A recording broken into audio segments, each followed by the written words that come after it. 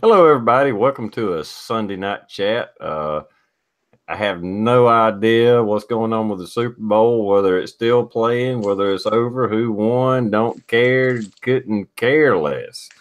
But anyway, in the meantime, I got Blue 823 and Daniel. God is my judge here. And I'm going to let them do an intro right quick, and then we'll jump into whatever we're going to jump into. And I'll start with you, Daniel. Would you like to do an intro? Hi there. And I'm not watching the Super Bowl either.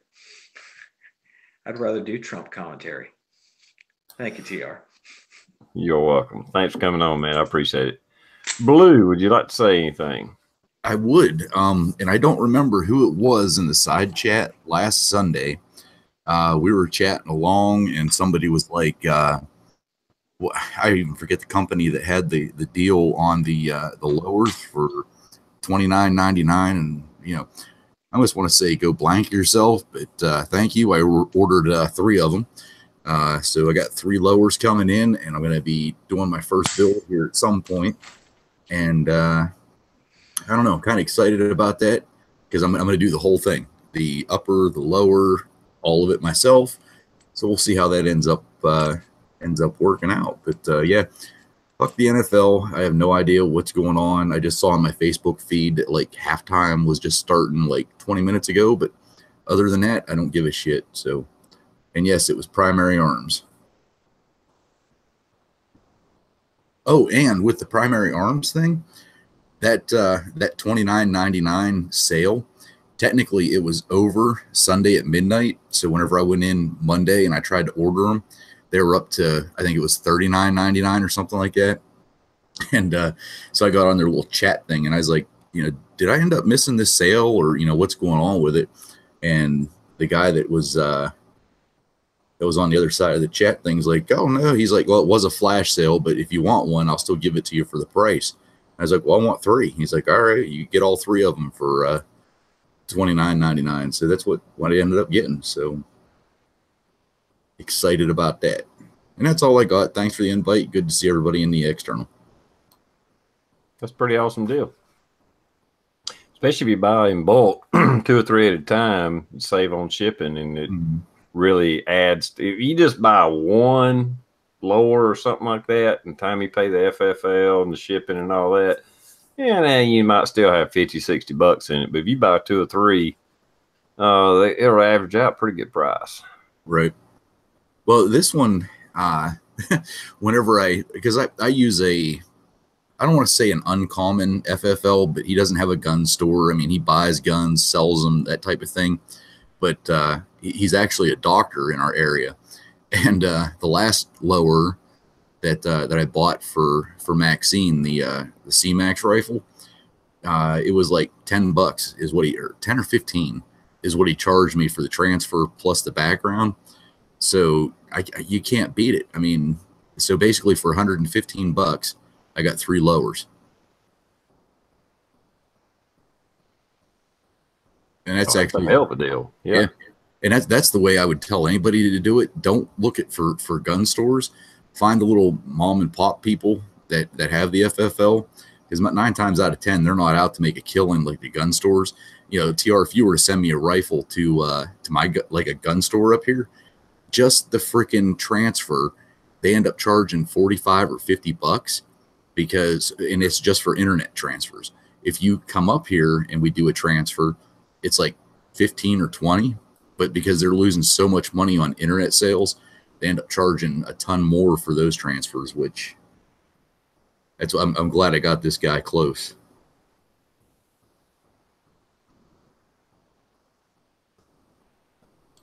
Yeah. There's a way to, I won't say, it's not playing system. You just got to figure out ways to get the best bang for your buck. So Blue, you got 3? I do. And there's 3 of us here. Well, the one I'm going to build, which I don't know how well it's going to turn out, but I've already got my thought process on what I want. Is everything's going to be the flat black, with the exception of like the buttons and the levers and that type of shit. I'm going to get that anodized, how the hell ever you say it, blue. So I want to have like a, blue safety selector switch. I want to have the blue dust cover, the blue, most of it's going to be black, but with that shiny blue around it for obvious reasons. Kind of like a thin blue line. Yeah, pretty much. Sweet.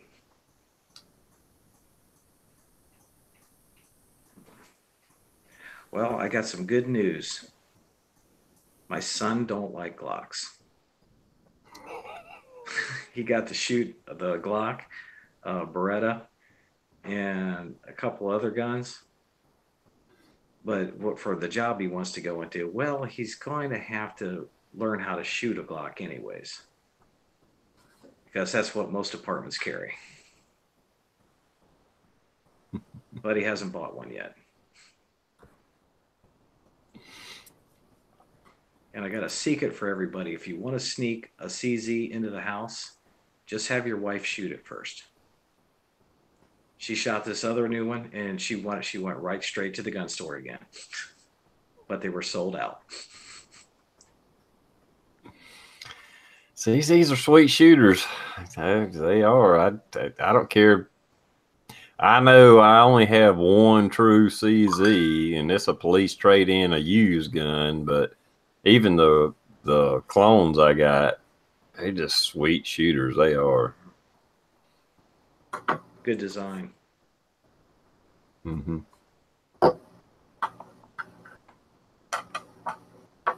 Now, for everybody out there, I cannot read the side chat. I'm on my telephone.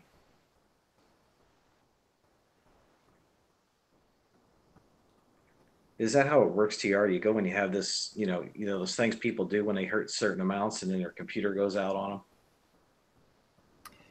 Their computer does what? Well, when you have when you get something going on your channel, and where you got to be answering a whole lot of text to keep track of numbers and people, and your computer takes a crap and dies on you. So you're sitting there on your phone answering everybody, and then keeping a list down. It can be hectic. Yeah.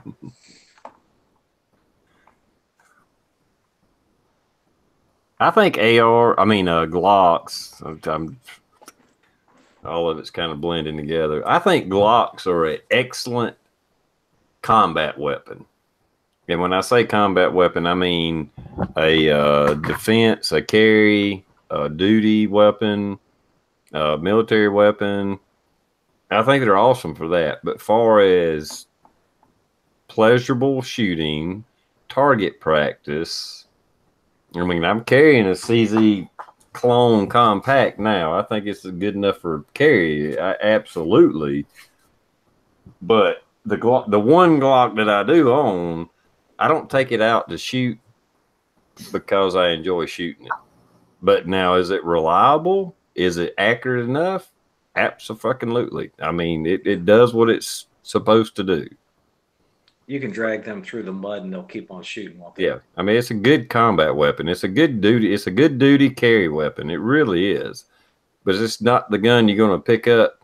If you have choices, that's probably the last gun you're going to pick up to go outside or go to the range or whatever. I mean, and if you are carrying it, you should shoot it. Keep familiar, keep your muscle memory and all that. But it's not the gun you're going to pick up to put a smile on your face to go shooting. It's kind of like the girl you go out with to have a good time, but you're not bringing her home to mom.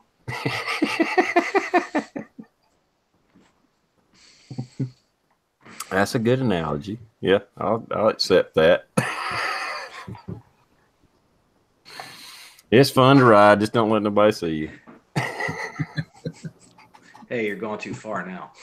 Oh, wait a minute. This is your chat.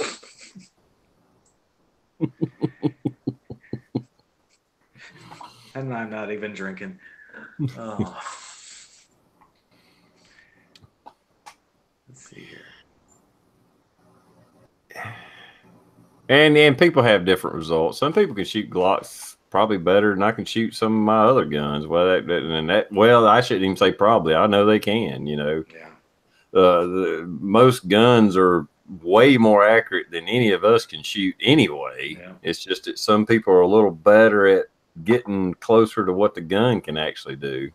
Yeah. I think it bites because when my wife went to shoot this here shadow, she outshot me. And I've put about 500 rounds through it already. She put 10 rounds through it and put me to shame.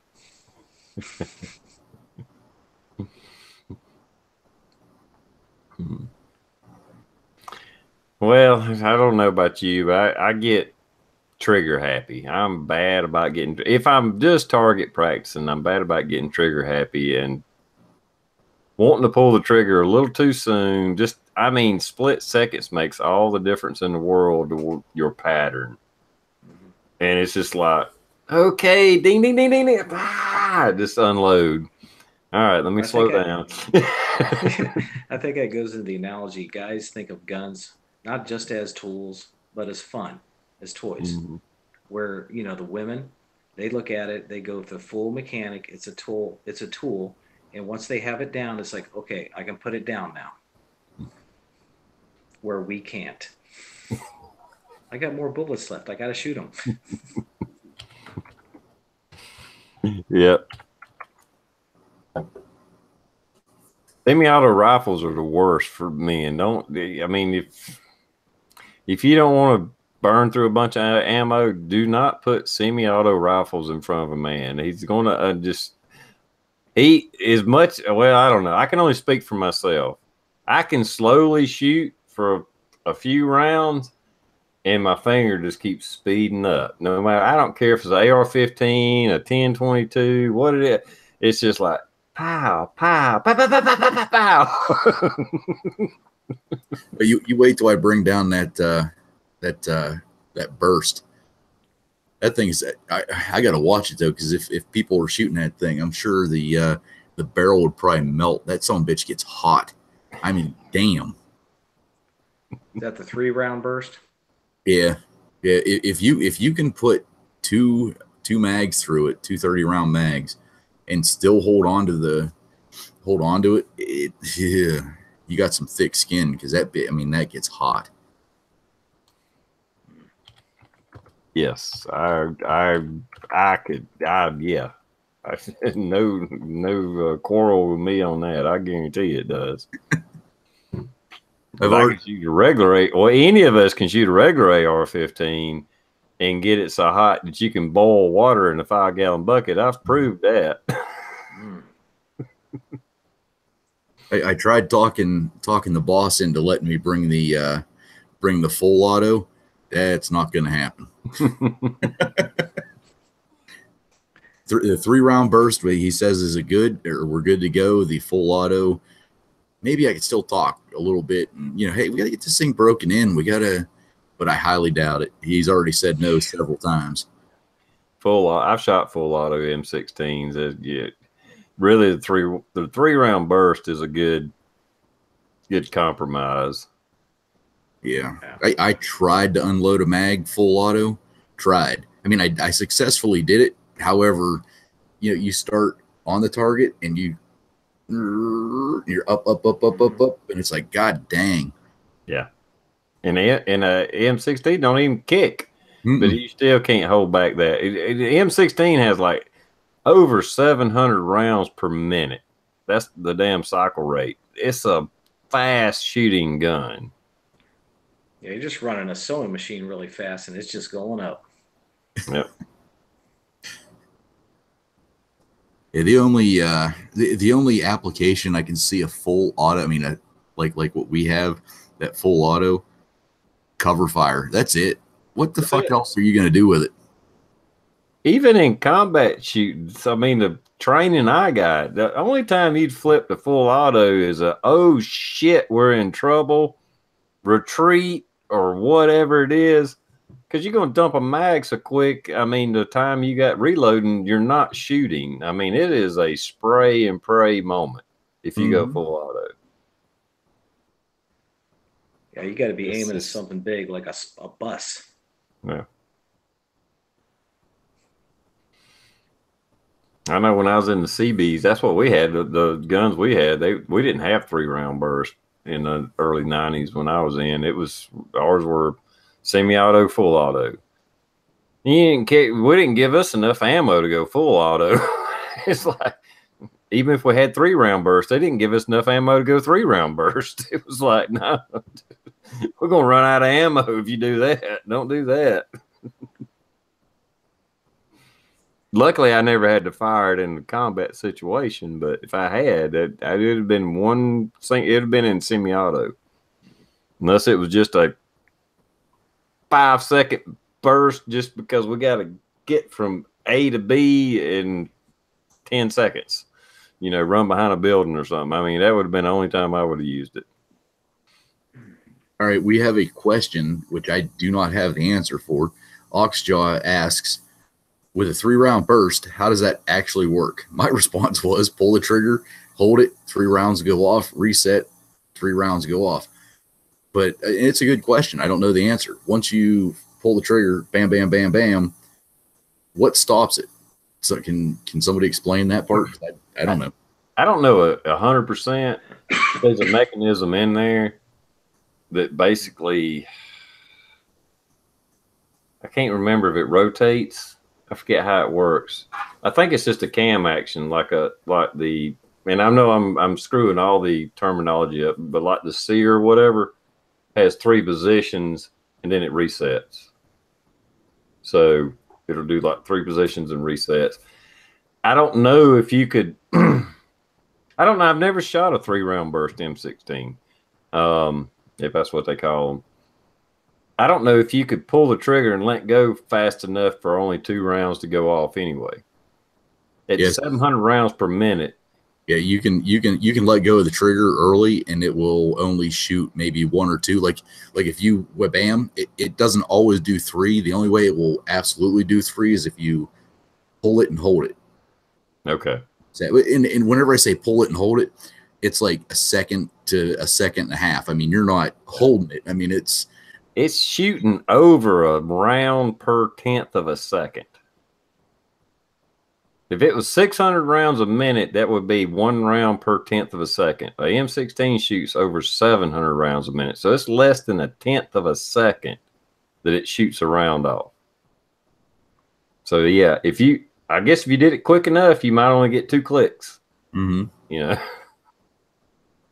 better have some nimble fingers on that. Mm-hmm.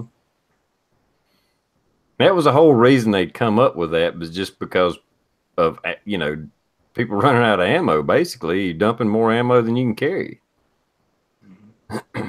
You got a 30-round magazine, and you're shooting 1 round per less than 1/10 of a second. So that means less than 3 seconds you can dump a mag. Mm-hmm.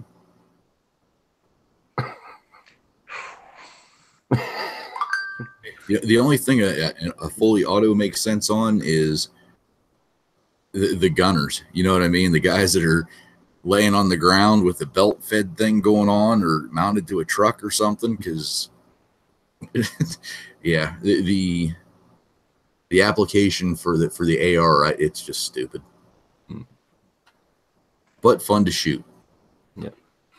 Well, I could see the purpose, you know, and a lot of the training I had. And like I said, I was a defensive unit. We wasn't an offensive unit, so we didn't do a lot of onslaught, how to take this, how to take that. It was more like, oh, shit, what do you do if this happens kind of training. And I see the use of full auto, no doubt, in a combat situation. But it's when you're in trouble. It really is. Mm-hmm. Rushing an ambush, maybe. There's certain things. It is a useful tool, but basically, it's suppressive fire is probably the main thing.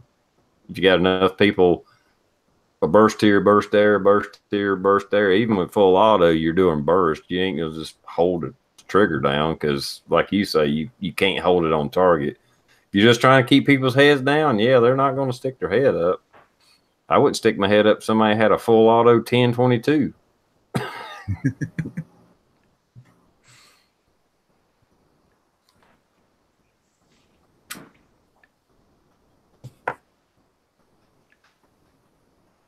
Yeah, full auto for suppression and cover fire. Yeah. This is really different. This is the first time I have not even seen the side chat on one of these things. I'm used to being out there firing people up. It's pretty active. We got 41 people out there, so pretty active.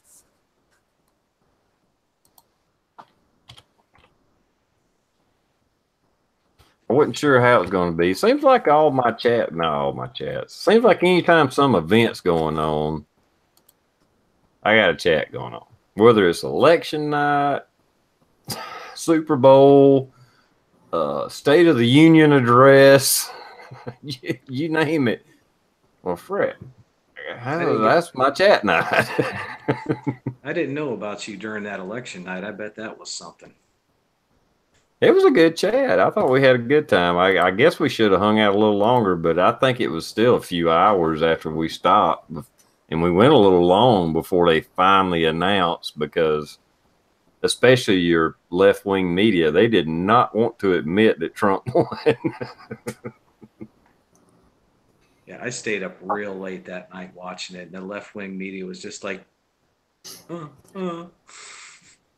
I'm surprised a few people didn't their head explode or have a heart attack or something like that. Because I mean, when they started, Clinton's going to win by this, like 84% predicted she's going to win, and it kept going down and down and down, and they were just like, I don't think we actually broadcast any news or anything. We was just Blue mainly was keeping up with it and just giving us the states, and counting it down and all. But to like the day after, the weeks after, looking at all the replays, it was just like they were losing. Well, they're still losing their mind.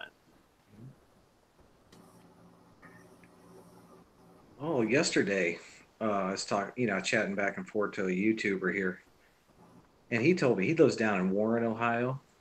He said there's a petition going around for townships to have the same rights as municipalities and cities. But I guess the Ohio gun, one of the Ohio gun things came on and said it's not about equal rights for townships and cities. In the end, it's about regulating and stopping shooting out here in the country. Where we're out here target practicing all the time. So with an election 2 years away, watch out for that stuff. If it's, if they give it a nice name and people start voting for it, they better know what's in it. I seen something about that in the paper. Well, no, it's similar, but not the same here locally. I had to deal with manufacturing. Now I take it back. That does not surprise me, though.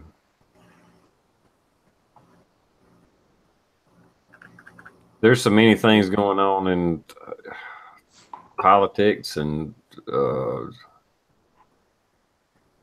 don't know if I should say a religion, but just the temperament of things. And I will admit here lately, and I've done it in the past, probably here lately more, I've watched more left-wing media just to get an idea of what they're projecting.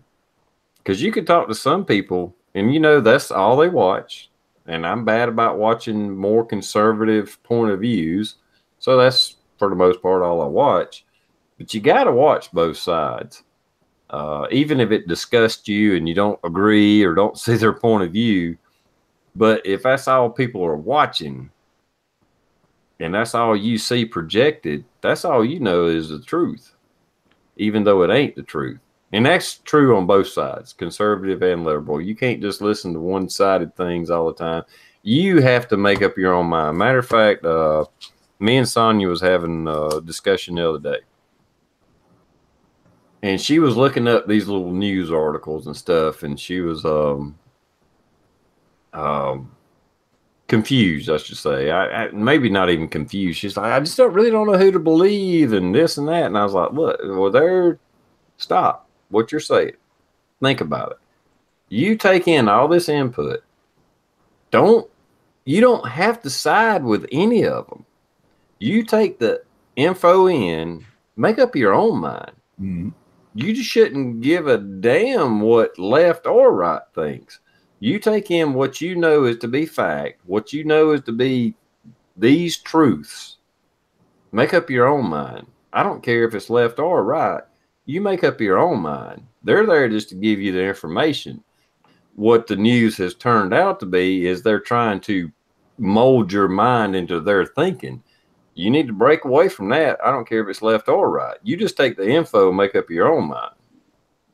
Now, I think a lot of people don't get that. It's like, no, you can't just read an article, no matter how biased or racist or whatever it is, and think, well, if I agree with it, I agree with what they're saying. No, you take the info that you know is truth, read in between the conjecture and their opinions, and pull out the facts.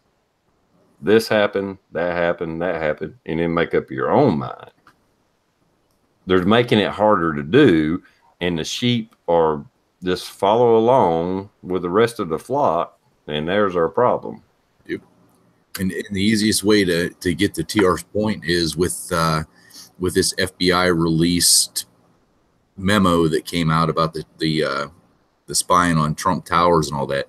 Watch CNN, and there will be a guy on there that will be saying basically that, you know, this doesn't really mean anything. Trump's still still in bed with Russia, and this is why, and this is why. And they have a rebuttal person that's there that tries to say, well, you know, this obviously shows that Trump did nothing wrong, and the anchor will shut that person down. Flip it to Fox, you get the exact opposite. You know, they're pointing to the, you know, Trump did nothing wrong. And if somebody is on the other side of the opinion that, you know, there's more documents to come out, you guys just wait and see, they shut that person down. I mean, it's there's no way to get it down the middle anything anymore. No, I mean, I trust the left the least, but I don't fully trust the right either. I think you have one that's like overboard and, you know, hitting us and restricting us, and the other side is a more watered down version. But I just want to see the Tea Party come back and come back strong.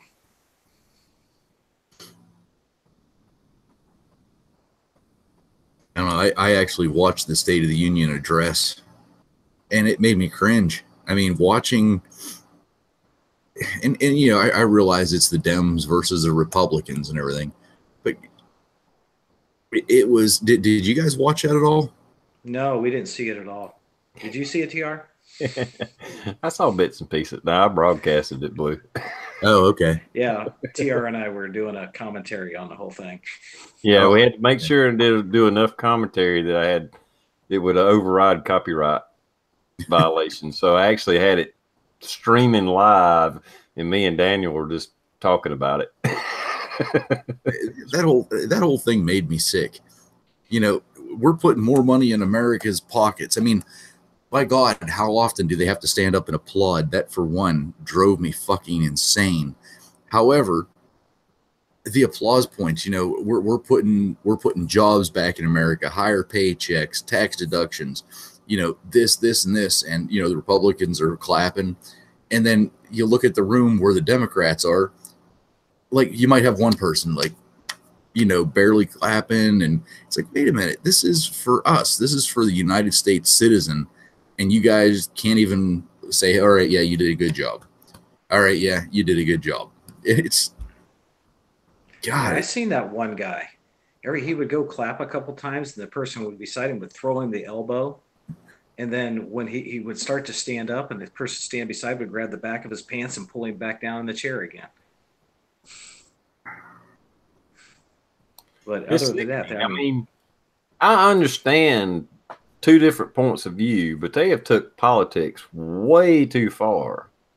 It's like, you don't have to be mortal enemies and be on the opposite side of the bench. It's just like, no, I think we should go this way, and the other side say, I think we should go this way. Okay, well, we're both not going to be happy, and we're going to have to come up with some compromises. But at the end of the day, their job, the reason they're elected, is for America to be strong, to have prosperity, however they think you should do it. At the end of the day, what's good for this country is what they're elected for, not what's good for freaking Pakistan, Afghanistan, Haiti, Mexico.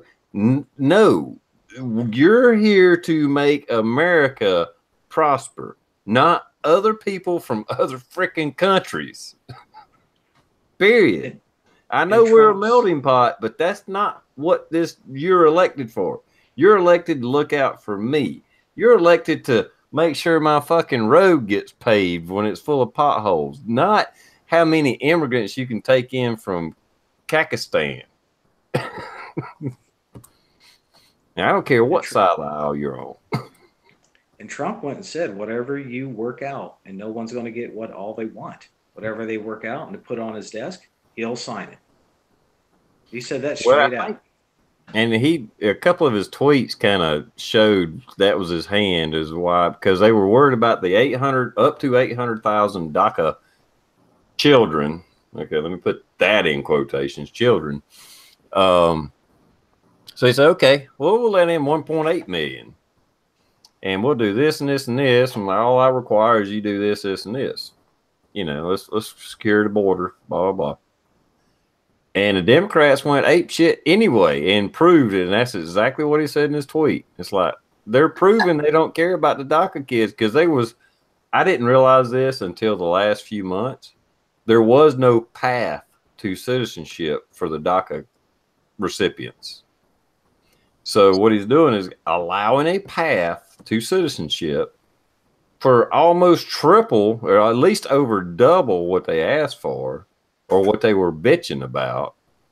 And they're still not happy with that. Now they've gone even further and basically saying we should have no borders and we should let in as many people as can get here and make them citizens.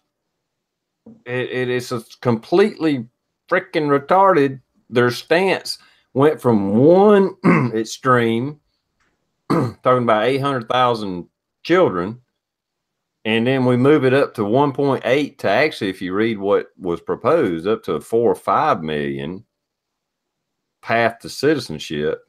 And that ain't good enough. You're a racist for doing that because this is how to make, what did Pelosi say? Trump wants to make America white again. What the fuck? But the problem is people that read that, they look at that, they see that. I read an editorial. I saved the newspaper. I know some people make fun because I still get the newspaper. I don't get it. I buy it when I go to work. And there's a big editorial in there over to the side about Trump making America white again. He's trying to keep brown people out of America. He just proposed up to 4 million people. If everybody agreed and signed it off, he would sign it. He's like, if you do this, I'll sign it, even though I don't agree with it, you know. But anyway, 4 million people path to citizenship, plus the over 1.5 million we let in every year anyway. But somehow that's making America white again. That's racist. Explain that to me. Her even saying that is just proving that she is a racist because this country is a melting pot. I mean, TR, I know that you are, and I know that I am. We're of mixed blood. You know, this is a melting pot. I don't know what the hell you're talking about. I'm a purebred mutt. That's exactly. I mean, people work together. They get along. They form communities. They have friendships. And this division, I mean, come on. That administration's gone. So the division, we don't need that anymore. We just need the country to come back together. Yeah. It was going great. On that subject, buddy of mine, Tool Monkey, some of y'all seen his videos and stuff. His son wanted a DNA test for Christmas. I'm not giving away any secrets here or anything. It wasn't an ancestry. It was just you got this percentage of this nationality, or not nationality, but ethnicity, and da da da da da.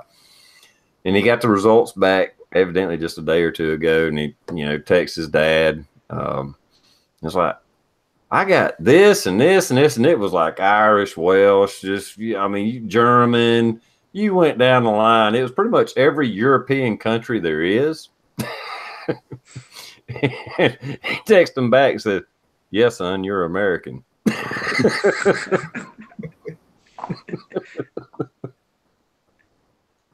I'll tell you, you guys like those ancestry.com or whatever those other, oh shit, what's the one with the leaf? I think that's Ancestry, ain't it? It is.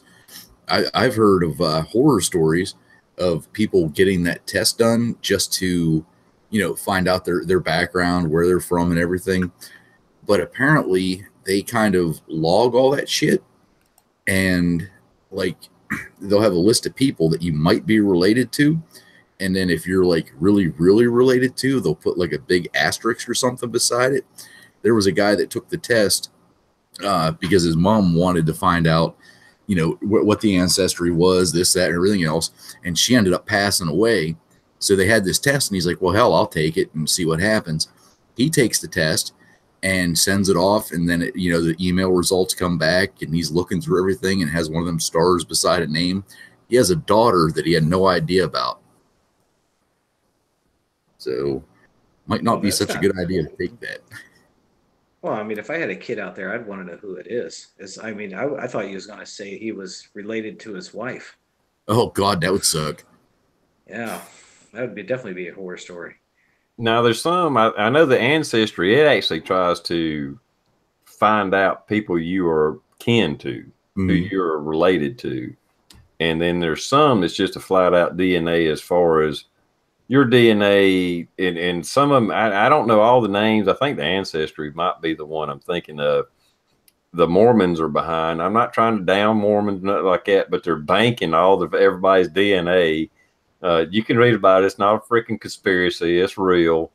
But there are some that are just like, okay, you got this much, Asian in you. You got this much German in you. You got this percentage of whatever. It doesn't specify anybody you're akin to. You're just, this is, according to your DNA, you got these attributes that look like you got percentage A, B, C, D, blah, blah, blah, on down the list. I mean, it's fun. It even went down to, he had like less than 1% of North African in them, whatever the hell that means, and that was just a probable, like, you may not, but it shows that it might be a smidgen of that in you somehow, somewhere down the line, but even that, it was kind of like iffy, but the big ones, it was like, okay, yeah, you're Welsh, German, whatever, or whatever it was. I don't remember. Maybe I will. I could see that. That'd be kind of neat because I mean, mine's what I'm told is mostly German. So I'd be interested to see. Actually, I don't have French and German, but mostly German.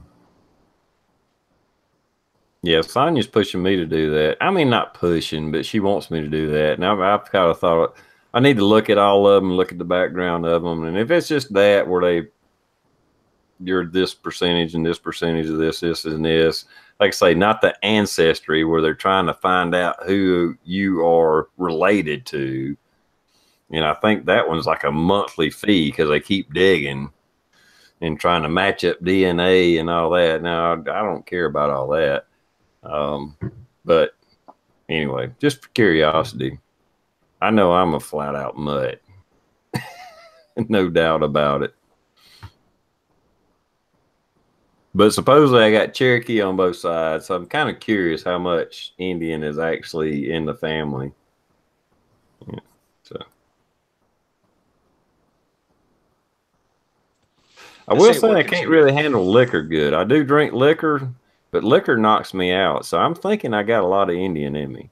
I can handle beer. Liquor, it screws me up.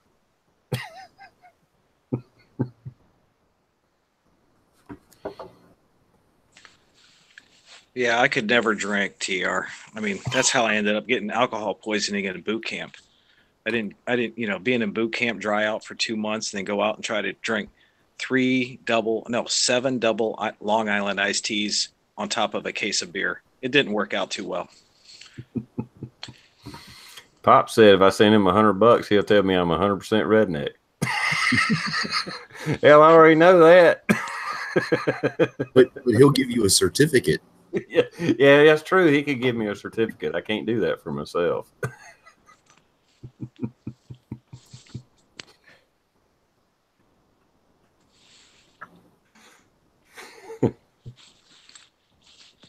Pops needs to go into Texas Star business, start making those things and sending them out.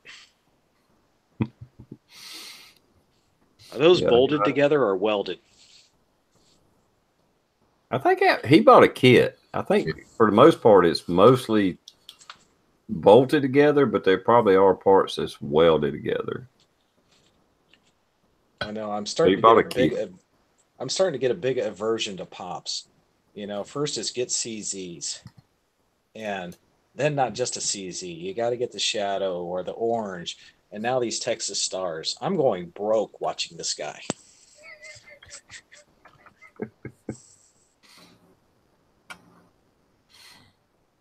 All right, halfway through. Cheers. Give me another hour and I'll be ready to pass out and I'll end this chat.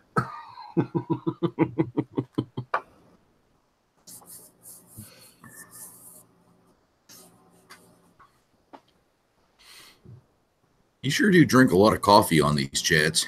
Yeah. Endless coffee cup. I worked today, so I started late. And I had a crappy weekend. Yeah, I guess it could have been worse. What was so shitty about it? Are you sharing or keeping it to yourself? Well, I mean, it was just I had a machine down all weekend. It's been down for going on 5 days now, and none of us can figure it out. So it's just like you beating your head up against the wall trying to. Well, maybe they need to hurry up and send your ass to Northwest PA to figure out how to fix it. Yeah, there you go. Yeah. I still don't know when that's going to happen. Assholes. I was all ready for that. Yeah. Well, last I heard, they're talking like end of February this month. So I don't know if that's going to change or not. And the company I work for, which this shouldn't change anything, but is being sold, not the plant, the entire division, which is multiple plants. So I don't know how much that plays into it, and you know, it's corporation bullshit. Mm-hmm. See, now with you two guys, have any of you seen any more money in your pocket since the tax break? Any private business bonuses? Anything? Not bonuses, no.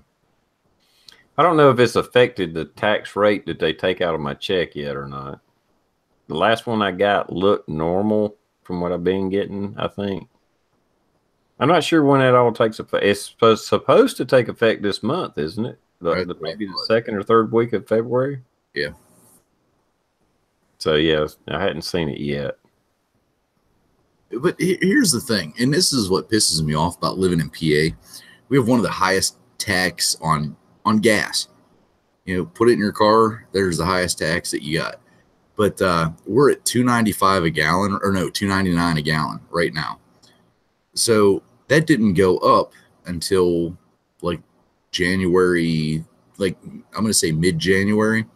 So even if they have a tax break, I'm paying more money to drive my ass to work.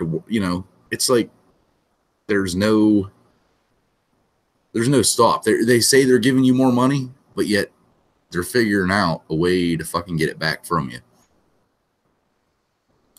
Yeah, South Carolina. Go ahead. I was going to say, did you see what's going on in California? Because all these people are driving these hybrid cars. They're getting less tax money from less gas sales, so they're wanting to start charging people by the mile and rating their tax on that.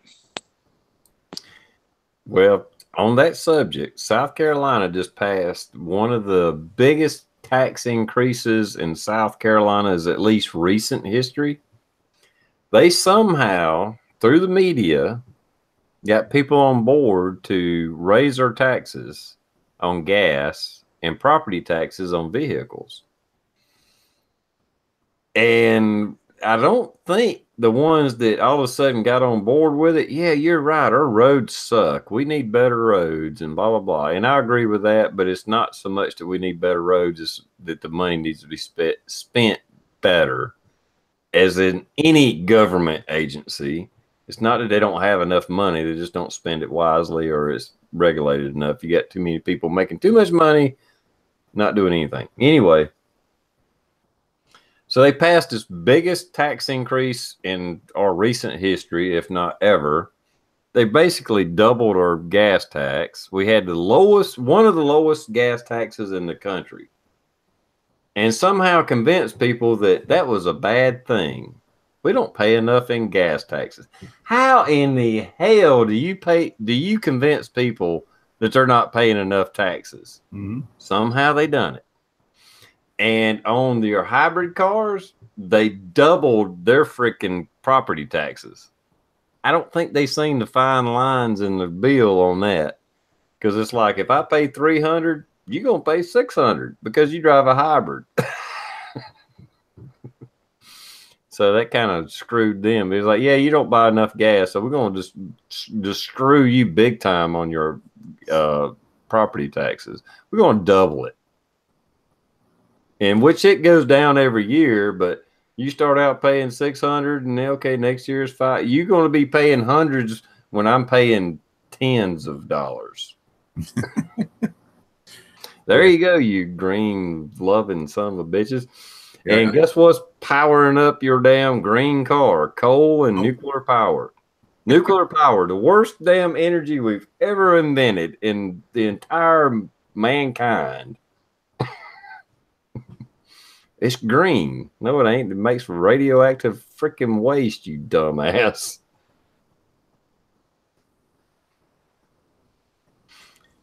People don't realize that.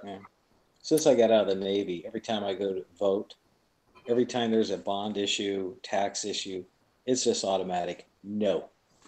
Automatic, right off the bat. And they still pass. Our property taxes here have gone up 600% in the last 4 years.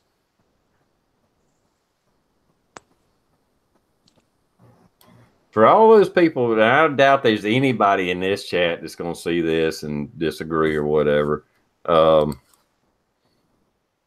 case you didn't know, I know we were talking last chat, at least you were on Blue. We dwelled into a little bit of the green global climate change horseshit. And you told me that you were told in school that the Statue of Liberty was green because of acid rain. Mm-hmm. You know, and so we kind of got on that subject. And just in case you didn't catch that, the Statue of Liberty is made out of copper. So copper oxidizes, it turns green. I don't care if it gets rain or not. Anyway, so that's a misconception. But nuclear power, and I can speak for this 100% because I got a nuclear power plant 45 minutes from my house. It's got 3 reactors. They have to change those rods out. I think at Kiowee, I think they change them out every year. They may change them out every 6. It depends on the power plant. They either change them out every 6 months or every year. So that means every 6 months to a year, they have to change out the radioactive rods, put them in 55-gallon drums, put cement in them, whatever the hell they do with them, and then they store them. Highly, highly radioactive material is changed out every 6 months to a year. And Kiowee has been running over 30 years.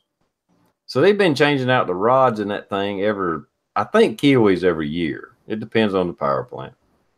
So for 30 years, they've been having to change out these rods, put them in drums, cap them, whatever. It's still radioactive waste in freaking 55-gallon drums.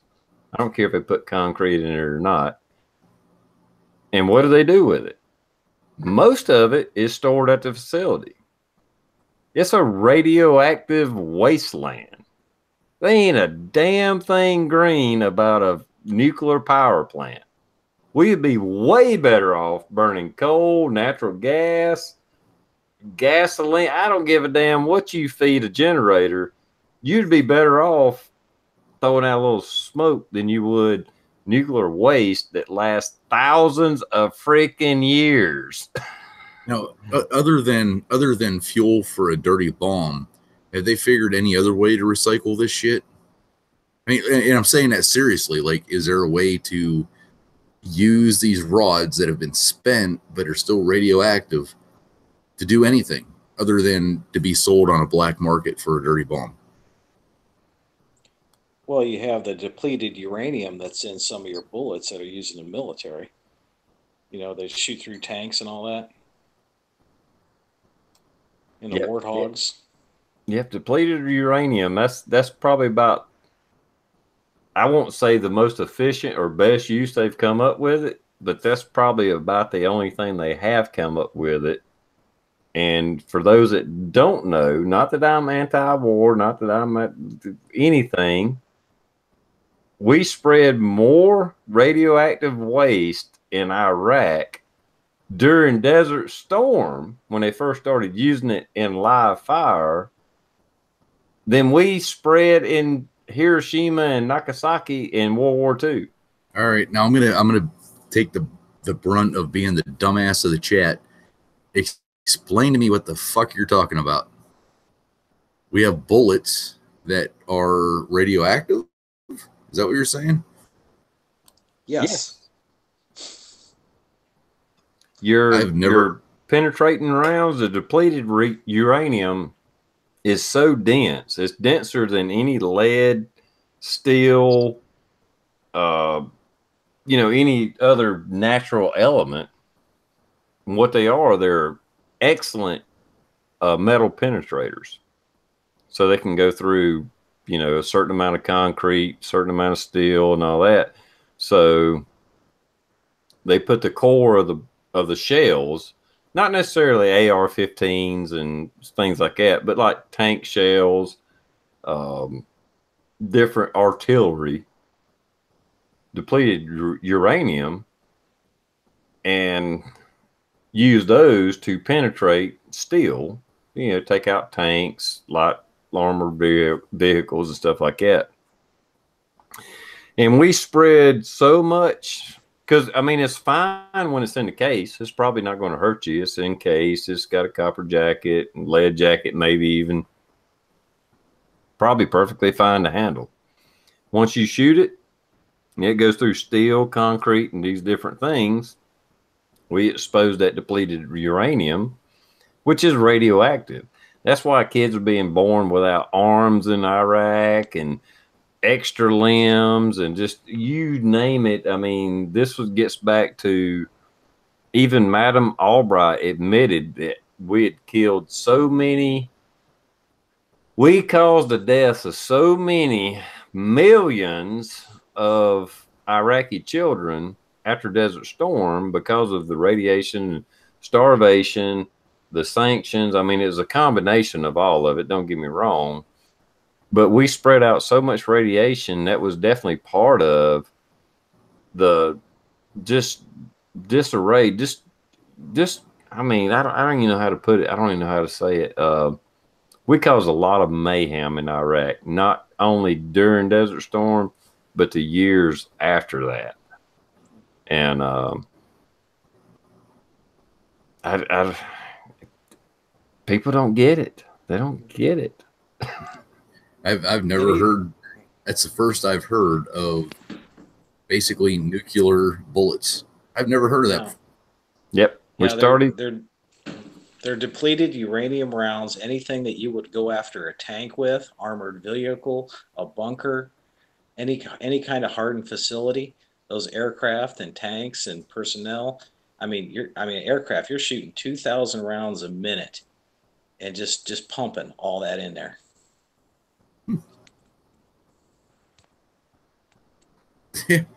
I don't know. Am I the only idiot out here? Can somebody at least fess up in the external chat that I'm not the only person that didn't know about this? Well, most people don't. They really don't. And most people don't know about, most people don't even know about the sanctions.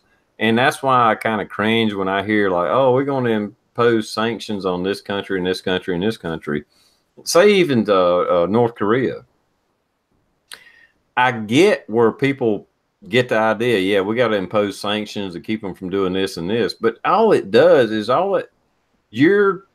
the sanctions keep other countries from trading with them, so their money supply is reduced. Sanctions are a form of warfare. It is an act of war. I'm not saying we should be trading fucking apples and oranges with North Korea or whatever. I just think about it. If you put a stranglehold on a country, let's say North Korea, I don't know what the right answer is. I don't. I'm not that smart a guy. But I'm telling you, if you cut their money off, that means there's less money for the people, more money for the government. I shouldn't say more money. They're not going to spend any less money on their arms, on their paychecks, on their government. All that just stays the same. If you put sanctions on a country, all that means is the people get less. And that's what happened in Iraq. We put heavy, heavy sanctions on Iraq. The only people that suffered was the people of Iraq. And there again, that made ISIS and Al Qaeda and all that stuff just spring up that much easier because they were fucking broke and starving. And this little group come around and said, hey, you know what? If you take up arms and fight for us, we'll feed you and your family. And guess what? Boom, there's Al Qaeda. Boom, there's ISIS. There's the Taliban. I don't know what the answer is, but the shit we've been doing is not the right answer, for sure. All right. Did I piss off everybody yet? DR, I've been talking about things like this, but through other avenues, since the way America's been doing things since World War II, it just ruffles feathers and people don't want to believe it. Yeah. I think fair trade and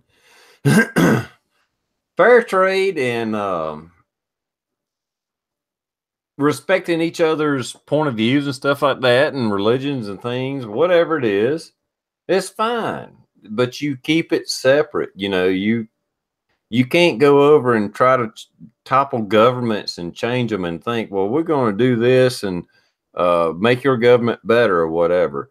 There's Johnny Master at Arms done. What's up, Johnny? Now you can hold them at arm's length and deal with them, but if you're in their country blowing the shit out of them, it kind of puts you in a bad spot. I'm not saying that shouldn't be done at times. Don't get me wrong. But the way we have gone about a lot of things, I think, could have been done in a better way. Like I said, I'm not saying I got the answers, but I'm just saying I think some tactics we have used have turned out to be not the right tactics. And we have created problems. We created Al Qaeda. We created ISIS. And you know what? Once it was there, and I think evidently we're doing a good job, you have no choice but to go in and annihilate it. You can't feed it, which is one thing that we made a mistake. Not when I say we, I don't mean me, you, Daniel, Blue, Johnny Master at Arms, anybody else out there on the chat. We didn't create it.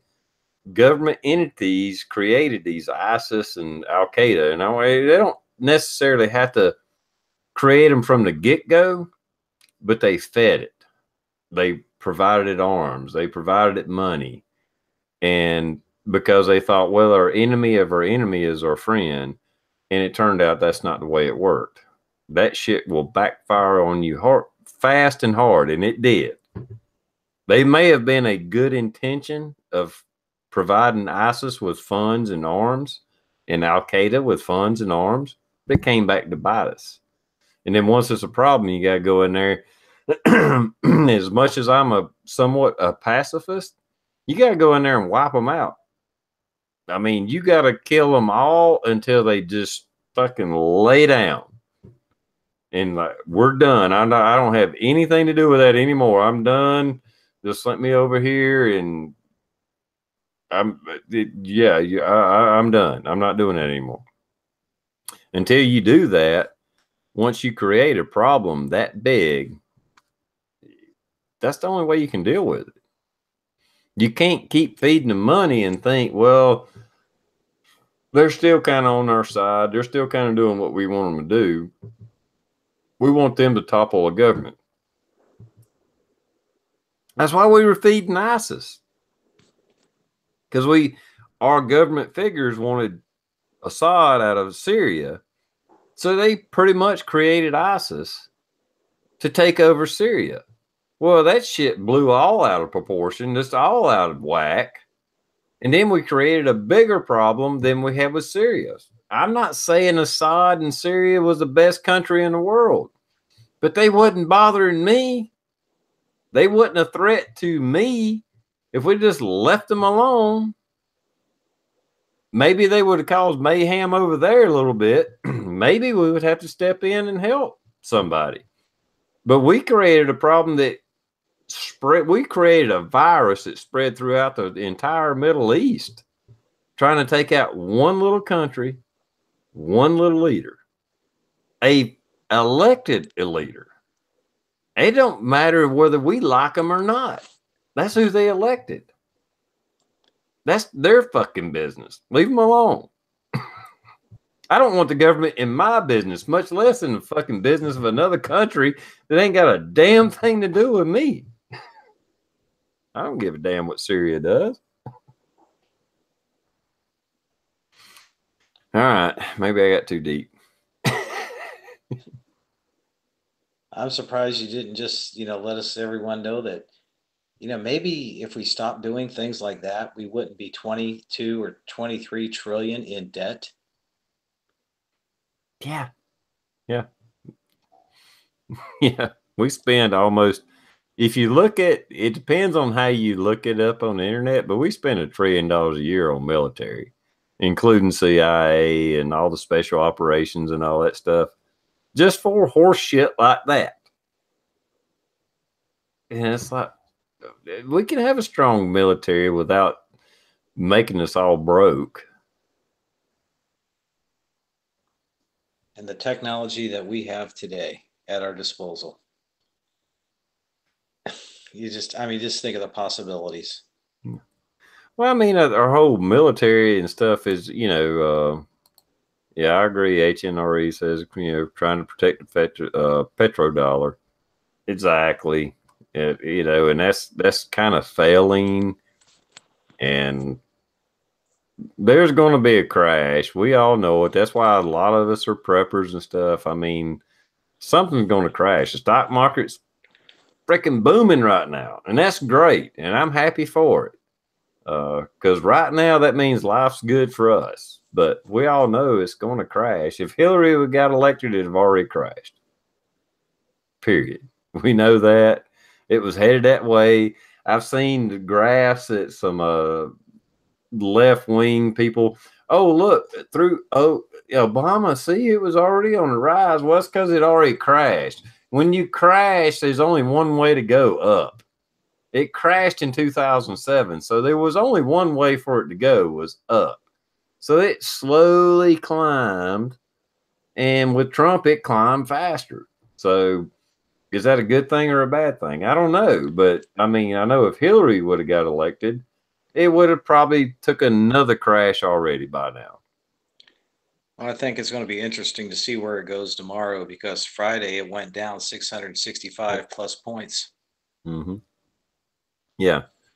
It's just a matter of time, people. I mean, it's going to happen. It doesn't matter who's president. And to be honest, with Trump getting elected and him doing away with regulations and tax cuts and this and that, it's really just putting off the inevitable. What's going to happen has just been put off longer. And I guess that's good for us right now. But the only problem with that is when it does crash, the higher it goes, the better it goes. When it does crash, the harder the fall is going to be. So you can look at it two different ways, I guess. I don't know. And I'm not an economist. I'm definitely not a stock market guy, but it's not hard to read history and figure out, good, bad trends. I mean, even Rosie, I have on Tuesday nights. I mean, she's like pulled out of the stock market. She's like, yeah, it's going to crash. It's going to crash. she has some investments in, but it's like, nah, it's any day now, And I don't speak for her, but that's the gist I've gotten in the last few weeks or last couple months. She was talking highly of stock market a few months ago, but now she's like, I don't know. Let me pull back. And made some safe investments and whatever that is. She don't share all that, but yeah, it's just about to crash again. It might be 4 years from now, or it might be 4 days or 4 hours. We don't know. What's the gold and silver prices looking like? I don't know at this moment. They're still a little low from what they've been. They're definitely not at the high. Last time I looked, the silver was up a couple dollars. And you figure if was buying it at $16 an ounce. So if it's up $2, that's a good chunk of change, but it's still low. Silver prices today are $16.77 an ounce. Buy. What's that? Buy it. Yeah, it says that it's basically 50 cents lower than the last.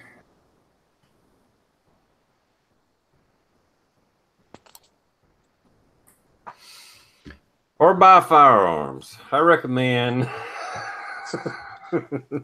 really Silver nice bullets. quality firearms. See a flyby. Give us a flyby.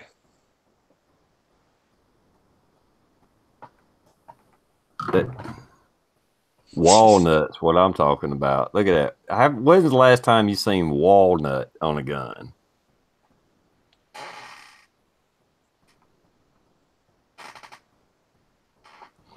This thing is gorgeous. Yeah, I'm in love.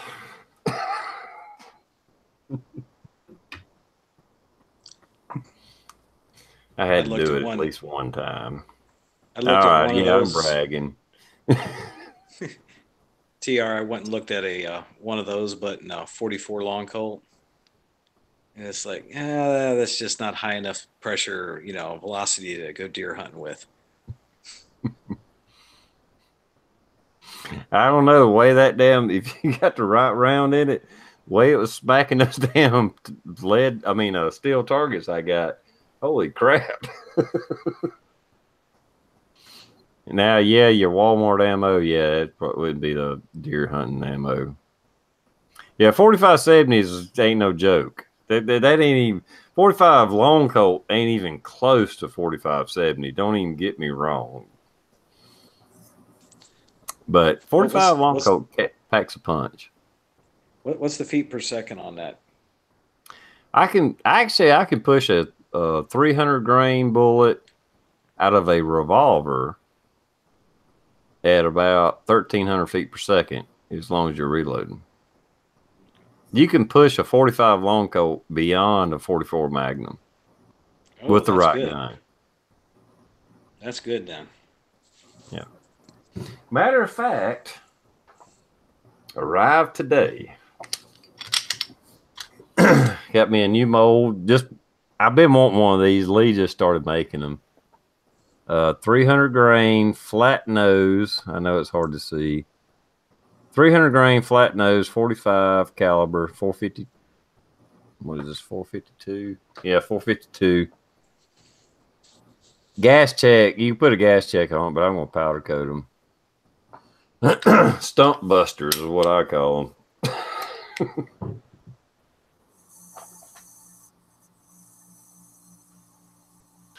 Yeah, I agree, Midas. Yeah, after I seen how hard that thing was hitting those plates with that extra velocity out of the rifle, yeah, it's not a 45 long Colt. I mean, it's not a 45-70, but a 45 long Colt. If you reload, you can push them the same bullet, the same speed as a 44 mag, and you're at a bigger caliber. A 44 is actually a 43. A 45 is an actual 45. So yeah, it's a little bit bigger bullet, same weight, same speed, a little bit more foot pounds of energy. Well, maybe That'll not foot work pound then. energy, but That'll definitely work then.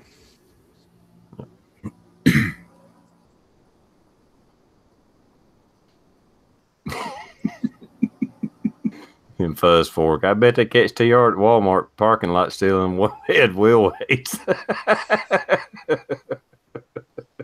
Well, speaking of that, TR, with the wheel weights, do you have a tire shop in town that you can buy lead off of, or do they sell it back to the company that sends them the weights?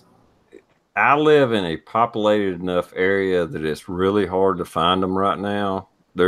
I mean, it don't take but a handful of reloaders to pretty much take over the market. Last couple places I went into, they got like pissed off that I actually asked because they had so many people ask them. It was probably 3, but I still got a buddy of mine that I do my casting with, and he's still in automotive. He works on cars for a living, so he's still got contacts, and we still get a little lead here and there. Last time I got lead, I had to buy it. Last couple of times I had to buy it, but a 5-gallon bucket filled, I mean, to the rim. I paid $80 for it, but and a lot of that was steel and zinc and things that you don't really want to use. But if you look at cast bullet prices, they're not that much lower than Full Metal Jacket or Hollow Points and things like that. And a 5-gallon bucket is very, very heavy. That's a lot of lead. You can load a lot of bullets with, even if the bucket, worst case scenario, even if the bucket is only half good lead and the rest of it is trash, you can't use as steel or whatever. For $80, if you load so many thousands of bullets, I mean, even 45 ACP, you're looking at $50-$60 a thousand. That's a little block of lead. That's not even close to half a bucket of lead. So you're still way cheaper casting your own bullets. The only thing it is your time. You can go to a scrap yard and buy it at top quality, not top quality, but top price. Last time I bought it, it was 79 cents. But I think last time a year later, I checked and it was down 50-60 cents a pound or something like that. Whatever it was. It's even cheaper now than it was the last time I bought it at a scrap yard. Now, with as much as you shoot in the backyard, have you ever gone out trying to reclaim the lead that you shot? No. That bank's so soft. I mean, I could probably dig in there and get some of it out, but it ain't worth my effort. If you went to a shooting range, you would be able to get a lot more than my little personal range. Now that I'm shooting steel, I may have to back up and think about that because I used to just shoot it. That TV that's still out there, I'm always disintegrated it, but not quite. And so most of it's like buried way back in the bank. But now that I'm shooting those steel targets, if I keep shooting steel targets enough, most of it will be right there at it, and I can start reclaiming it. So what are you going to do? Get a screen, a shovel, and a garden hose, and you can wash that right out. Yeah, just melt it right back down. Yeah, or sluice it. Mm-hmm. That's what they do on Oak Island. Get yourself a screen and a garden hose, and God, that freaking show is addicting. At least for me, it's addicting. I don't know why. I cannot stop watching it, even though they don't find shit. I can't stop watching.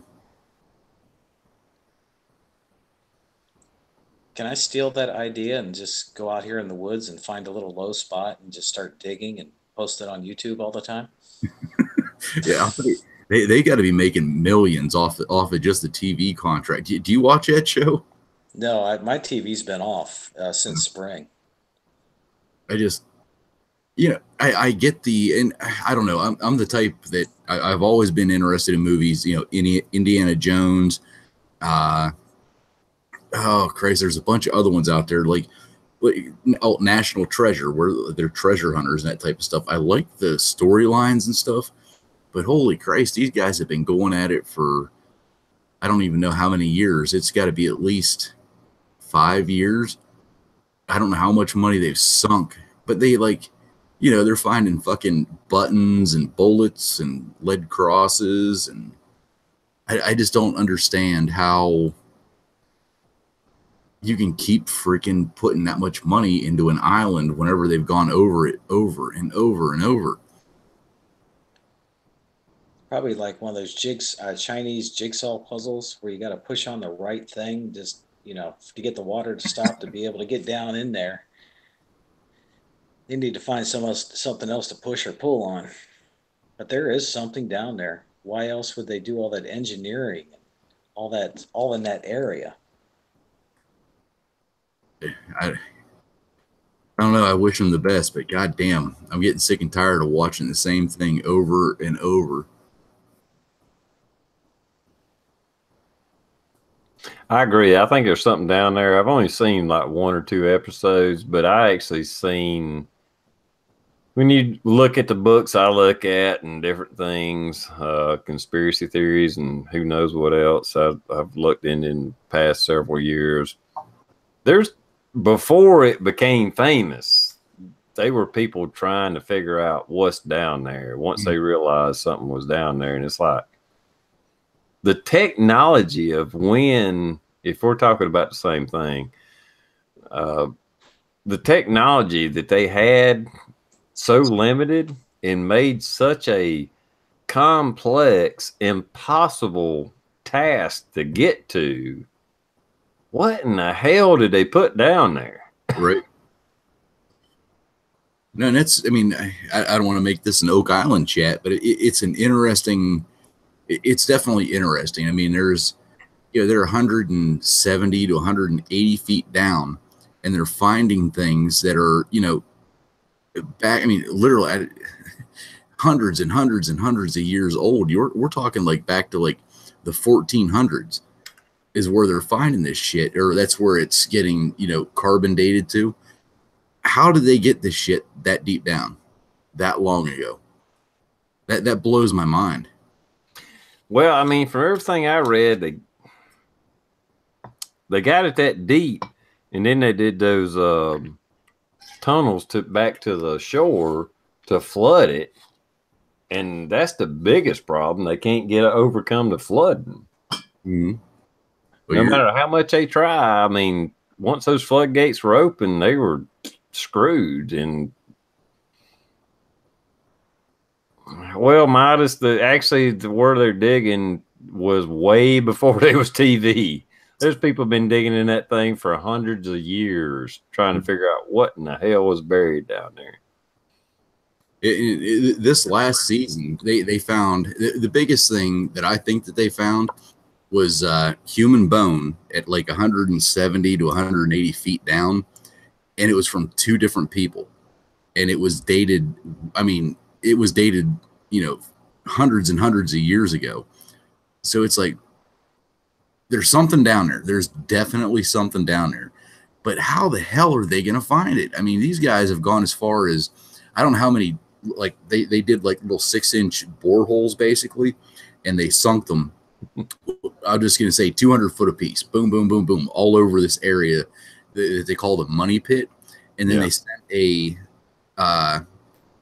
oh shit, like a radar or a sonar or something down each hole. And they got like a map of what, what was in there. And then they sunk a 5 foot wide steel case on down through there.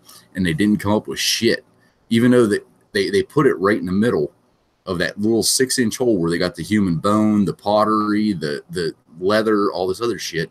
They send this big 5 foot thing down. They don't come up with anything. They just, I don't know. I hope they find something. I'd like that. That's one place I'd actually like to go just to see it. Well, there's things. See, that's okay. I'm gonna go. I don't have my tinfoil hat handy. What the hell did I do with it? All right. Anyway, we're getting. That's not really a conspiracy. I mean, it's there. They know. They might not be nothing there, but somebody sure went through a lot of damn effort to hide it. But if you really look into history, if you got an open mind, and you don't even have to have an open mind. I mean, if you just looked at facts and figures, look back thousands of years, hundreds of years, and start looking at stories, and not, when I say stories, I don't mean stories as in a fairy tale. I mean like shit that's been found. Even in America, there's people have dug wells in the past and hit roads, like brick roads that was, so many feet down, not super deep, but, so many feet down that they were able to dig down and hit, and they can't explain. It's like they were like out west in the maybe 1800s, hit a road, carbon dated later. It's like, that road was there 4,000 years ago. What the fuck? Mm-hmm.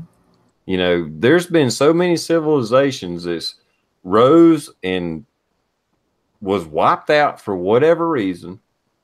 Mankind has rose up, been wiped out, rose up, wiped out, rose up, wiped out. Many, many times in our history. So, I'm not saying they were flying spaceships and got wiped out and we started over again from scratch from caveman. I'm just saying there's many civilizations that's came and gone that we don't even freaking know about, or how they existed, or how they done this or that, and then all of a sudden disappeared. That's happened over time many times. Now, there's two theories. One is an old Earth, and the other one's a young Earth theory. But I mean, Google sometimes things that have been found in coal mines. They're found gold jewelry and tools in coal. Explain that one. Yeah, there you go. All right, and Daniel, I know I'm not trying to call you out. I'm not trying to point fingers. But at least on this limited panel, I'm going to throw some curves at you. Answer it however you want. I'm not a religious expert by no means. Okay. But from my limited knowledge and information and understanding of things, even from a religious point, I don't think the Bible really specified. I know some people look at it different. I'm not trying to insult. I'm not trying to make you say anything you don't want to say. But I think the Bible, from what I've read of it, from what I gather of it, it lays a story out and all that, but it's not so specific that other things didn't happen. I know I've talked to a actual pastor, which that term's pretty loose, as you know. Oh yeah. And he didn't believe in dinosaurs, and I've had conversations with him, and it's like, well, all right, got bones. They were there. I'm going out on a limb, Yeah. We'll start with Genesis. God created Earth in 7 days. It's like, well, what's a day to God? That could have been 1,000,000 years. That 7 days could have been 7,000,000 years. We're looking at it from our little freaking peon minds that a day is one revolution of Earth around. That's not God's perception. If He's the one that influenced how the Bible was read, I'm trying to be as open and Okay, well, let's just take it down to the old Earth theory and the young Earth theory. The old Earth theory is pretty much is what's the leftist theory. I mean, to disprove God. And so far, they have not been able to prove the old Earth theory. Young Earth theory takes everything back pretty much just 6,000 years when everything was here. Dinosaurs, man, it was all here. You find roads 100 feet under the ground. You find jewelry in coal. You got the Grand Canyon. I mean, all these things all over the earth. The one thing that would explain all that would be a catastrophic worldwide flood, where you have all the sediment that set it and just buried everything like that from where man was already there. And I mean I believe in the young Earth theory. And now you just got so many people out there trying to explain things when they really don't have an understanding of it. But science right now, they haven't proved Darwinism. It's still a theory. It's just us trying to explain things. And me with Christianity, it's just about straight faith and being a light and treating everybody else in the best way that you want to be treated yourself. I mean, that's it there. So as far as, I mean, the young Earth, the old Earth theories, just like, when you watch CNN or you watch Fox News, take a look at both sides of it and make up your own mind. Well, that was kind of my point. Like I said, I'm not a expert by no means on the biblical things, but I mean, I've done enough research to see that not everything we told, even from old stories and scribes, is exactly wouldn't put together exactly, and even that is still. There's a lot of holes, and I think there's a lot of gaps in our history as man. And I've said this before, I'm agnostic. I think there's something out there. I think there's something I think there's other stuff going on. I'm not an atheist. I just think in our timeline, things what we think are truths are kind of mistruths. Just what man can put together, but there's shit that's bigger than man, and there's a lot of unknown out there, a shitload of unknown. And if you think you know exactly what the hell's going on, you are misinformed. Well, yeah, Because I don't know. I don't. See, even, I mean, the Bible says that a day to God can be 1,000 years, or to God, 1,000 years can be just one day for Him. Many things we're not going to know until we're dead and we're there. And when that happens, you just better make sure that you're standing on the right side of the fence. Yeah. Like I said, I didn't mean to turn it into a big religious thing or anything. Oh, no, it's fine. We didn't. Yeah. I'm just we saying kept it soft. Yeah, that was soft. Yeah. I just think, there's a lot of unknowns out there, and there's a lot of stuff that we don't know. And for anybody to say they know anything, they're full of shit. Yeah. I mean, Christianity, it's faith-based, period. You just have faith. You have a God that does not sin. He created a perfect world and man screwed it up. Even okay, but wasn't the quote unquote first God? Wasn't he the the wrath, I'll kill you, and you're going to follow me, or I'll kill you. And then all of a sudden it switched over to the loving, No. forgiving God. Well, he's always been a forgiving God. He created this earth perfect. And then, and he warned, Adam and Eve, when you have everything to eat. Everything was a vegetarian back then. Okay. But if you eat from the tree of knowledge, you're going to die. And that's when, that was the first sin. That's when death and disease got introduced to the world. And that's how all that came about. And it's just, you can look at our genetic code and, how you keep making copies of things. As it goes on, it starts getting more blurry. Mm-hmm. And now here we are today with this cancer running rampant. You can say so much of it is the chemicals that we induce on ourselves. Well, but the genetics since that first, from the beginning when everything was perfect, and then man screwed it up into where it is now, things are going downhill No, real no, quick. back up, back up, Okay, back, hold on. back up. Everything was perfect until woman got introduced, and then it went to shit. Okay, so why wasn't Adam being a man and standing up and say, letting his woman being seduced by the devil and standing What? up and it's like, no, you, and slap that apple out of her hand and say, God said no. Well, see, that's the thing. I mean, I think. Well, no, I'm not even gonna go there. I'm just saying. Okay. Well, see, I just throw it to it. It's like, hey, you try to blame it on a woman. I'm sorry, but a man wasn't being a man. That's what I feel strongly about. And to what's wrong with today's society, men are not being men and doing their job. We had that one little cell. So there's this one little brain cell. We as men know everything right to do. We know exactly what needs to be done. And there's that one brain cell. If you involve a woman, we just go to shit.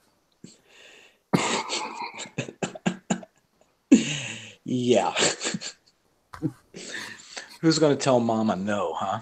Yeah, it's like okay, baby. That one. If I That's all it took. That one brain cell. It's like okay. if I do it, maybe this will make her shut up. Now, there's a little bit of side chat going on. And the one thing that I do want to say, and this is the one thing about religion that really irritates me, and it irritates me to no end.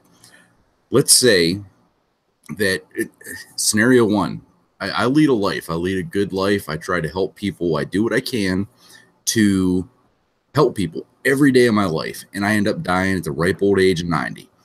And I still have to be judged by God. I understand that before whatever the next realm is. Scenario number two, I'm a 25-year-old asshole that has raped children. I have killed a couple people, which nobody knows about. And for my grand finale, I want to go out and do a mass shooting, and I kill 50 more people. And as the police or whoever are coming toward me, and I know my life's about to end, I'm like, dear Lord, I'm sorry for all of the sins that I've committed, and I want to be let into your house. Woo! I'm in heaven because I repented. Well, did you actually truly in your heart accept Jesus into your heart? Well, The demons believe in God. They know he's there. But have they accepted him into their heart? See, now if a person already pre-planned this and say, hey, as an insurance policy, after I shoot all these people and I'm on my last dying breath, I'll confess. I don't think they really, accepted God into their heart. You see, God is a just God, and God knows, and He's going to make the correct decision. Because faith is, and Christianity is, it's faith. So once you've accepted Him into your heart, you just naturally want to. It's not by works. It's not what you do. right. It's just because now that you are, and you want to learn and be the best person you can and be a light out there, you just start naturally doing the right thing instead of just giving in to what's fun. All And right. what's fun in and going out there and doing all kinds of mayhem? That's not fun. That's just evil. All right, Daniel, let me switch this up just a little bit because Mm-hmm. I rushed that a little bit. But say, okay, same scenario. I'm the asshole rapist, and I go out and do a mass shooting, and I get taken into custody, and I have the next rest of my life in a prison cell to read a Bible, and I become, quote unquote, right with God. I mean, even in my own heart, that's what I feel. Does that person get an automatic pass to heaven? Because if so, that's bullshit. If you accept Christ into your heart truly, and you confess with your mouth, you invoke the Holy Spirit, and God and Jesus died on that cross for everyone's sin from the day that he was put on that cross until the end of the earth. And that covers all sins: rape, Dude, murder. that's Paul, I mean, the one who wrote most of the New Testament, was one of the Jewish, he was like the alpha Jew. He was going out there persecuting. And when I say persecuting Christians, he was having them tortured, he was having them put to death and thrown in prison. And Christ came down here, right here on earth, after Christ was in heaven, came back, and he schooled Paul himself. And then he became the, the one of the biggest disciples and created the church in such a powerful way. That way, that's like in the Bible. It says, where much has been forgiven, much is owed. I mean, like myself, oh my gosh. Younger days, bad. But now it's like I'm having to go out. I don't have to. I just do. And all right. I want to tell can you I? something, but I don't want to tell you something that happened today. Okay. Okay. From my past and stuff. Like one time I was taking a gun, I was going to shoot a guy when I was in sixth grade. He was a junior. He beat the living snot out of me on a school bus. Well, I was going to snipe him. For some reason, my dad took off work that day. He never missed work, never left early, but he just had to come home that day. And he found me going down the road, pulled me back. Well, today, I'm in there with two other guys at a detention facility. And I've never seen it like this before. I mean, it was the dead silent, tense. And no one was saying nothing, handshakes or whatever. But then after we did the service and the talk, they were pumped up, good handshakes and everything like that. And I mean, 180 attitude. They left there, and some of the correction officers were stopped. He stopped and tell us like, I hope this goes a lot better because it was really highly intense. There was 5 of them there, and they were wanting to jump the guards in the facility.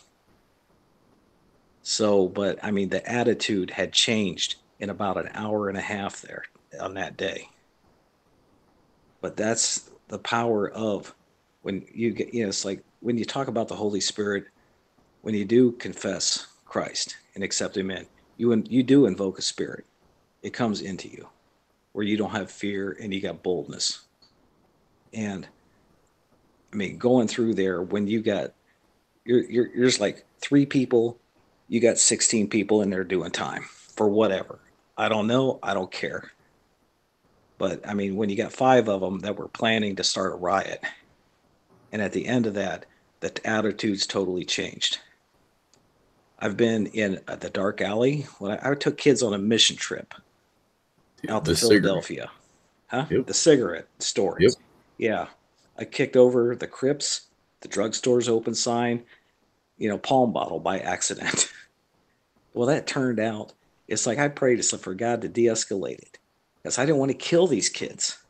And that's what they were. These are the same age as the kids that I took out there on that mission trip.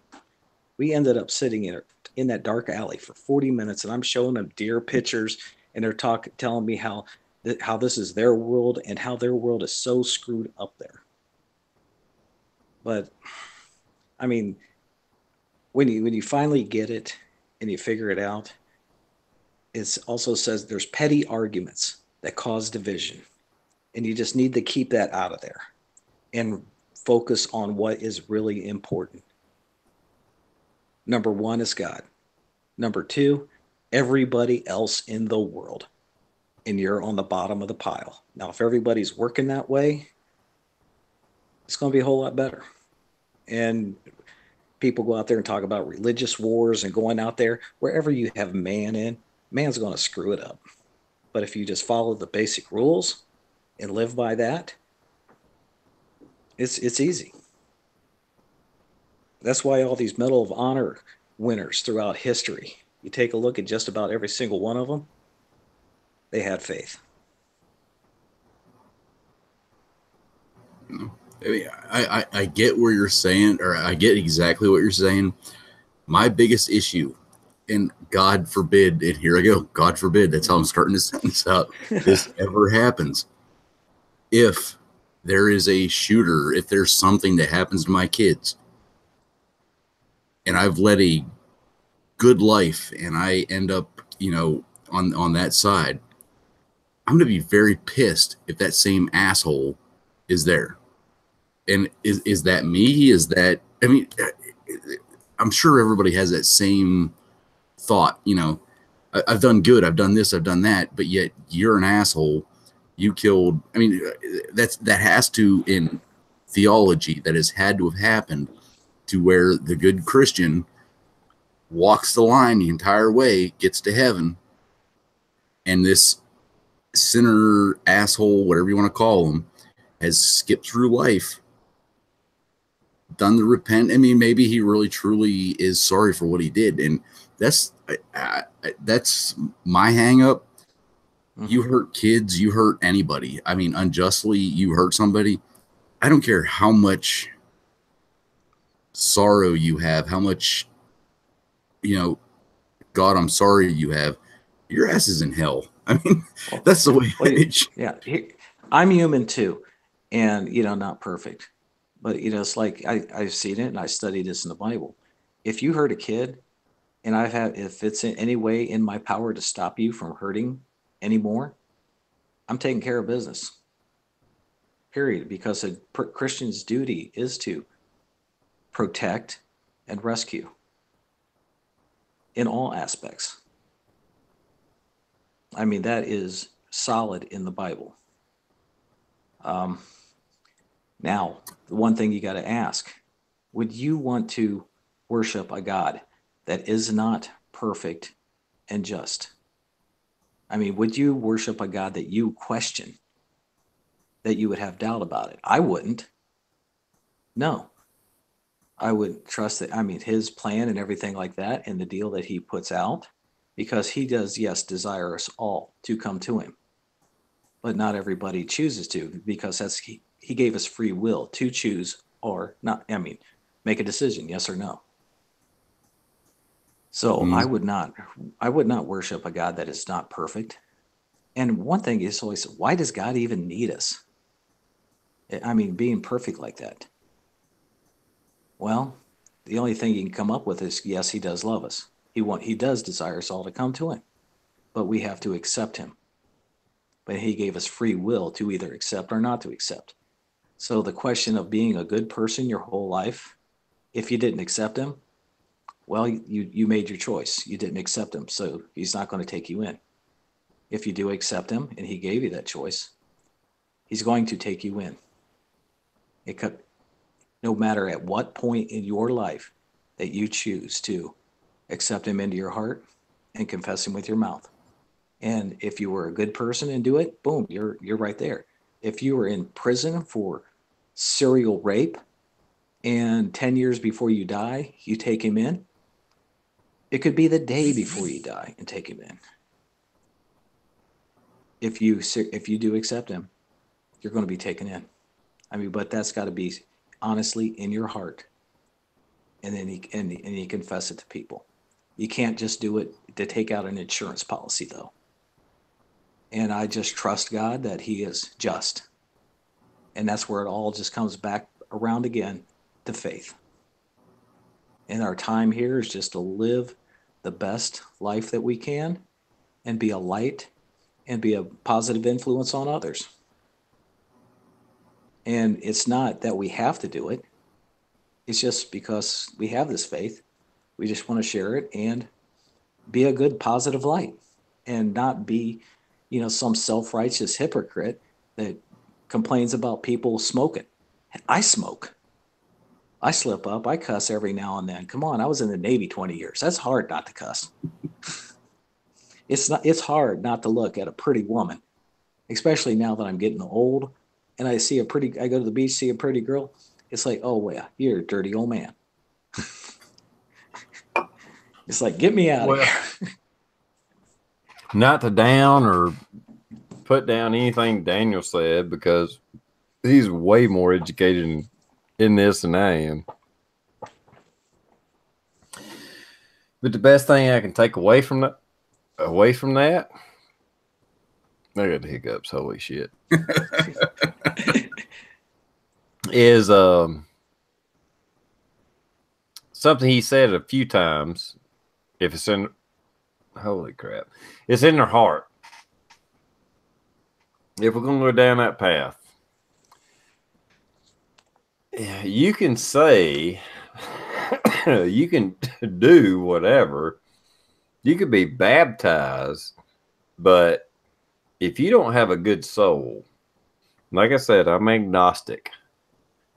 I believe there's a yin and yang in this universe. I'm not saying that everything in the Bible is not true, by no means. Now I'm saying I have a different viewpoint on things, but I still believe there's a good and bad. There's a yin and yang. There's a dark and there's a light in this universe. And if you have a bad soul, if you have a dark soul, you can say whatever you want. But if you have a dark soul, your confession or your freaking whatever revelation you have, I don't think it necessarily null and voids who you are. Because when you pass from this life to the afterlife, who you are is who you are. So if you're a bad person, if you're a dark person, you're going to be a dark person in the afterlife. So you can look at it however you want. And like I said, I'm not trying to change what Daniel said. I'm actually trying to reinforce what he said. Either you are a good person or you're a bad person. You can't make bad decisions all your life for 20 or 60 years and then say, I'm a good person. I changed my point of view. I don't think it works like that. I really don't. No, you got to have it in the heart. Yeah, you exactly. Say soul. Say soul. I say heart. Yeah, yeah, exactly. You know, I mean, I can be a bastard. Don't get me wrong, but I think, and I'm not trying to save my soul or anything tonight, but I think I'm a pretty good person, you know. But I am who I am. I really can't change that. I can change my point of view. I can veer. I can make different decisions, you know. But if you're a fucking bad person, you're just a bad person. I don't really think you can just all of a sudden wake up one day and it's like, you know what? That was wrong. I'm just going to be a different person. And that's kind of how I look at that. Yeah. No, you can't do it yourself. I can't do it for you. I mean, it's like when you look at it and you want it and you ask for it truly in your heart, that's when the Holy Spirit comes in, and that's what changes you from dark to light. Yeah, I do think people can change. Don't get me wrong. I'm not saying that. Well, yeah, but you need anybody. They need help changing. They don't just change on their own. Oh my God. I tried to do things on my own, just like get things done. And it's like when I totally gave up, that's when it happened and got done. Yeah, this is really deep. I wasn't even expecting you to go here tonight or ever on your chat, TR. Hey, we cover it all. We do all. I don't know how we got off on this subject, but we did. I'm blaming Blue. It's Blue. Yeah, it's blue. It was. And how we went to Oak Island to this, I have no idea. It was that Illuminati. Yeah. That's probably what it was. Well, No, but I'll tell you what, though. The whole thing about Christianity, what we have behind us, is a thing with, it's called maps, manuscripts, history, archaeology. Every time they turn a shovel, it's being proven, even though a lot of our top scientists want to bury the info. Prophecy. Read Revelation and compare it to what's going on in the world right now. And just, scripture. But the whole thing with our prophecy, the last books in the Bible talk about the end times, and it talks about the false prophet, okay, and the master that he serves. And just look at the world right now. It's coming down to the end. I'm not going to say the day or the time, but it could be this generation, it could be 2 or 3 generations down the world or down the road. But yeah, read that and compare it to what's going on in this world today. Well, I think before I got you on or got in touch with you, or me and you found each other, Daniel, when I was doing these chats, or might not even probably mine, probably other people's. I have to say, and you can correct me if I'm wrong, whether you believe in the Bible or not, whether other people believe in the Bible or not, and I'm not promoting either. I'm just saying, if you read the Bible, either prophecy is coming about or people in power are trying to force the prophecy and the story of the Bible to happen. I don't care how you look at it. One or the other is happening. Both Do are we kind happening of right now. half-assed agree on that? Both are happening at the same time. Because you have one side that wants to have total chaos, and the other side knows where it's going and what we have to do until we're all called out of here, and then the world is made perfect again. And that's when we're all going to be vegetarians again. And you'll have that's the only time a perfect socialist world will come about, because man can't do it. Man, That's one thing. there's always, Go ahead. That's I was just going to say that's one thing that I've had a lot of very religious friends, a lot of non-religious friends, and stuff that I've talked with and stuff. And in my research, whether you believe or not or whatever, and I'm trying to put this as blanket neutral as possible. Whether you believe in it or not, either there's people trying to force prophecy, or there's people trying to embrace prophecy. I don't know how you look at it, but they are powers to be or are that are trying to make things happen for one reason or another, good or bad, to see things through. Yeah. I don't know how else to put it. It's like in the Bible. One thing is the guy standing on a rock on one side of the ocean talking into a black stone. What does that sound like? Sounds like a cell phone to me. Yeah. Two men are going to be laying dead, and everyone in the world can see them instantly right now. I could be, 3 days laying dead in the streets. What does that sound like? The internet? All this, the mark of the beast, they're talking about putting a chip in our hands or, whatever. And you're going to see money go away we can no longer buy or sell unless we take the mark. It's about money. And one thing in the Bible says you cannot serve God and money. You're going to love one and hate the other. And look what we're coming down to. Coming down to a cashless society. and where they're going to have something, some kind of mark on you if you want to buy your food to feed your kids. Yeah, I mean, there's a lot of ways to look at this stuff. Is it just, well, I've said in the past, I know, okay, we're going about to end this, but Yeah. I said in the past, you know, I mean, people have interpreted that money is the root of all evil. I really think, now this is just my personal way of taking it. I think power is the root of all evil. Money is just a means to get power. People get power so they can have money. And once they have money, they can have control over people. And that's the power over the people. Yeah. I mean, it's the way you perceive it. Like I said, I really don't think it's the money. It's just the power the money gives them. It's just like if everything crashed, because I've had people ask me this question. Well, if everything crashed, they won't get as much money. It don't matter. As long as they got this much over you, it doesn't matter if they're up here or up here. They're still that much over you.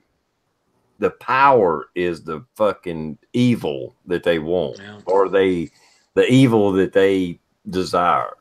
They don't necessarily even think they're desiring evil, but that's what it is. The power is the evil that they want over you. Yeah. To me, I just want to live on my little piece of land, be able to shoot my guns, watch my kids play, and God willing, someday my grandkids. Yeah, well, see, I'm not married, so I like shooting my guns and I like sex. And that's pretty much it.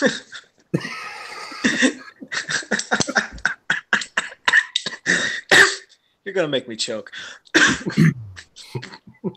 Yeah, I remember those days. We're gonna walk up the.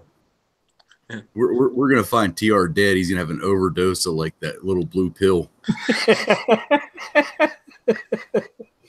I died happy though. No, well, I'm sad to inform you, TR. They got you to you in time, and they was able to clip that blood vein so they could deflate it. But you're never gonna have sex again. Oh, well, I'll have to take a bullet in the head then. All right, guys, let's wrap this up.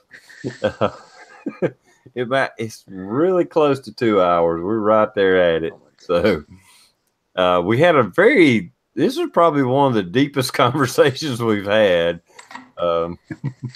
And Daniel, I'm glad you was here because without you, it wouldn't have happened probably. I didn't bring it up. I just want to tell you. But yeah, hey, TR, I ain't scared. No, I think it's a good conversation. I enjoyed it. I hope everybody else did out there. So anyway, I'm going to wrap this up, and we'll try again next week. And for you that join me Tuesday, we'll have a chat Tuesday too. Who won the Super Bowl? I have no freaking idea. Not that anybody asked, but I'm just saying I don't care. And Daniel, I'll let you do an outro. Well, thanks for having me on, TR, even though I probably just lost you like 5,000 subs tonight. Or gained you 5,000 subs. I don't know. Guess I can't even see the side chat. Blue, it's nice talking to you tonight. And I got to get my computer back because without the side chat, I am just like talking to a little black stone. It's Daniel, and I'm out.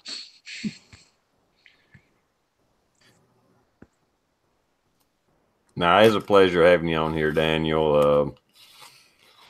I know we don't normally get into religious subjects and all that, but and I'm not laying any claims on you to being an expert. I just know you probably know more about it than me. So if we do get into that subject, it's good having you on, and I do appreciate it. And Blue, would you like to do an outro? The only thing I got to say is this was a different chat, but it was also a good chat because there's got to be people out there that are thinking the same stuff that we're saying.